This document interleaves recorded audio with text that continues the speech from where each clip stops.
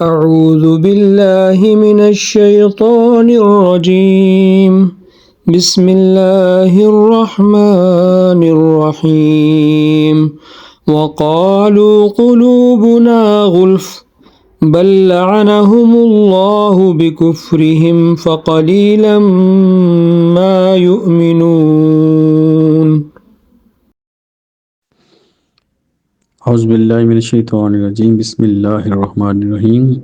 اور انہوں نے کہا کہ ہمارے دل غلاف میں ہیں، بلکہ اللہ تعالیٰ نے ان کے کفر کی وجہ سے ان پر لعنت کی، لہذا کم ہی ہے جس پر وہ ایمان لاتے ہیں۔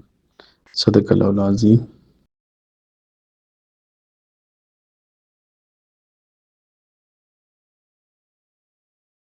جب اس میں بقرہ کی آیت نمبر 88 کی تلاوت کی، اس کا ترجمہ آپ نے سنا۔ کل ہم 87 تک پہنچے تھے، جہاں پر اللہ نے فرمایا کہ بلا شبہ ہم نے یقیناً موسیٰ کو کتاب دی اور اس کے بعد بہت سے رسولوں کو بھیجا، عیسیٰ ابن مریم کو بھیجا اور ان کو روح پاک سے ان کی مدد کی گئی اور ان کو روشن نشانیاں دیں۔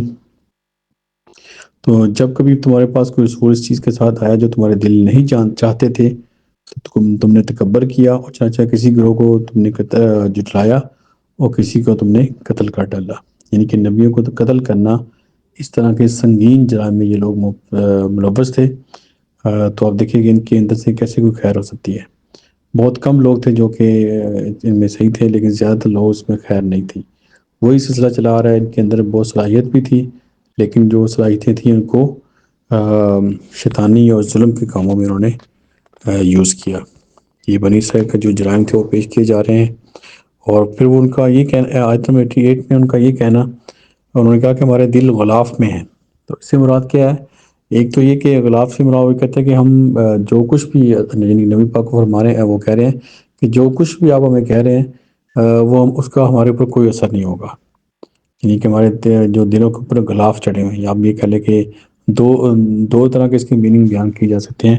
ایک تو وہ کہہ رہے ہیں کہ ہمارے دلوں کے اوپر غلاف ہے، یعنی کہ جو کچھ بھی آپ بتائیں گے ہمیں اس کو کوئی اثر نہیں ہوگا۔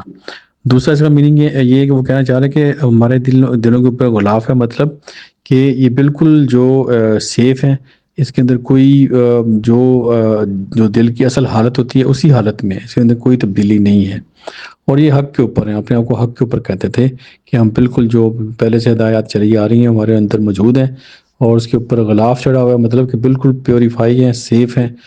تو اس لیے آپ کا جو بھی آپ بیان کر رہے ہیں وہ ہمارے اوپر اس کا کوئی اثر نہیں ہوگا۔ یعنی کہ اپنے آپ کو خود ہی انہوں نے یہ ڈکلیئر کر دیا کہ ہمارے اوپر اس کا کوئی اثر نہیں ہوگا۔ اور انہوں نے جو سیکھنے کا جو دروازہ ہے وہ بند کر دیا۔ تو اس لیے اس میں ہمارے لیے سبق یہ ہے کہ کبھی بھی جو سیکھنے کا دروازہ وہ کبھی بند نہیں کرنا چاہیے۔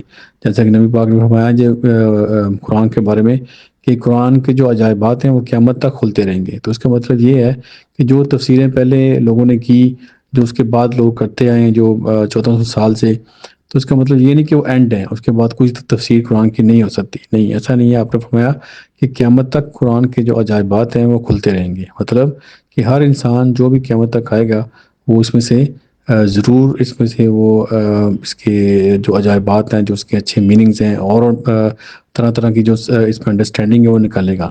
یعنی ہر وقت ہر دور کی جو ضرورت ہے وہ اس سے پوری ہوگی۔ ہر دور کی جو لوازمات ہیں جو انسانوں کو چاہیے ہوں گے ہدایت کے لیے، وہ اس پہ ملیں گے۔ یعنی کوئی بھی دور ہو، چاہے اے آئی کا دور ہے، چاہے اس سے بھی کوئی ایڈوانس چیز آ جائے، جیسے کوانٹم کی بات ہو رہی ہے، کوانٹم فزکس کی، اس لیول کی بھی اگر کوئی انسان ترقی کر لے گا تو پھر بھی قرآن کی ہدایت سب کے لیے، ہر دور کے لیے رہے گی۔ یعنی کہ اس کے عجائبات ہیں، وہ ہر انسان جو کوشش کرے گا اس کو ضرور اس کو ہدایت ملے گی۔ تو یہ ان کا یہ کہنا کہ ہمارے دلوں کے اوپر غلاف ہے، ہم سب کچھ ہمارے اوپر مکمل ہے، تو یہ انہوں نے ایکچولی اللہ تعالیٰ کی ہدایت کو لینے سے انکار کر دیا۔ تو ہمیں بھی کبھی بھی ایسا نہیں سوچنا چاہیے کہ ہاں ہم سب کچھ جانتے ہیں، بس ٹھیک ہے، ہم تو ویسے قرآن کی تلاوت کرتے ہیں، ہمیں تو سب کچھ پتہ ہے۔ تو ایسا نہیں ہے۔ آپ کو لازم جب بھی قرآن پڑھیں تو آپ کو یہ پتہ ہونا چاہیے کہ آپ کو کچھ بھی نہیں پتہ۔ آپ نے جیسے آپ ابھی بالکل نیو قرآن کو پڑھ رہے ہیں، تو پھر آپ کو ہر دفعہ اللہ تعالیٰ کی طرف سے اس کی جو ہدایت ملے گی. جو بھی ہر انسان کی اپنے لیول پر اس کی ریکوائرمنٹ ہے ہدایت کی, تو اس کو ضرور اللہ تعالیٰ کی طرف سے اس کو اللہ تعالیٰ کی آیات کی جو سمجھ ہے اس کو ملے گی. تو ہمیں کوشش کرنی چاہیے کہ قرآن کو اس انداز سے پڑھیں کہ جب بھی پڑھیں کہ ہمیں کچھ نہیں پتہ تو اور اللہ سے دعا کریں کہ اللہ تعالیٰ آپ کے لیے علم کے دروازے کھول دیں, جیسے کہ نبی پاک نے دعا کی, قرآن میں موجود ہے وہ مشہور آیت رب زدنی علما, اے اللہ میرے علم میں اضافہ فرما. تو یہ دعا بہت عظیم دعا ہے. اس میں دیکھیں کہ ہمیشہ جب بھی آپ پڑھیں گے آپ یہ دعا کر رہے ہیں کہ اللہ میرے علم میں اضافہ کر, یعنی کہ کوئی بھی علم مکمل نہیں ہے, آپ اس میں اضافہ اور اس میں جو ترقی ہوتی رہتی ہے. جیسے ٹیکنالوجی دیکھ لیں کتنی اس نے ترقی کی, اگر یہ بالکل لاسٹ ہوتا تو پھر کوئی بھی انسان آگے ترقی نہ کرتا اتنی.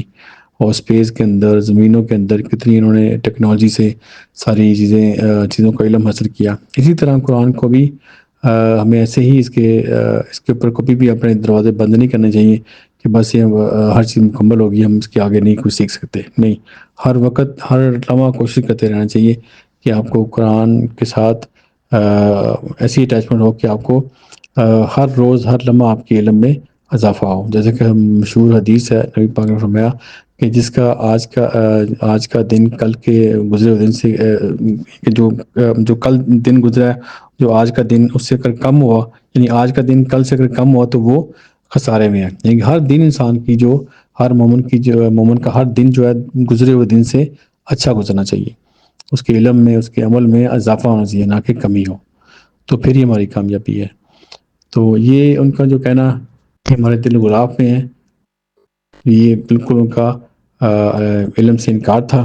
اور جو پھر اللہ نے فرمایا بلکہ اللہ تعالیٰ نے ان کو کفر کی وجہ سے ان پر لعنت کی, یعنی کہ یہ اللہ تعالیٰ کی طرف سے لعنت ہے کہ جو انہوں نے اپنے جو نبی پاک کی جو ہدایت تھی, جو نبی پاک کا جو پیغام تھا اس کو سننے سے انکار کر دیا. یہ ایکچوئل ان کے اوپر لعنت تھی.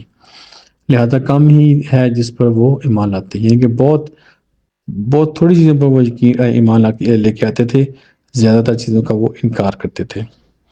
تو کوشش کریں کہ قرآن سے زیادہ فائدہ اٹھانے کی کوشش کریں. زندگی کے اندر جو بھی زندگی ہمارے پاس ہے, جتنا بھی ٹائم باقی ہے, اس سے بھرپور فائدہ اٹھانے کی کوشش کریں.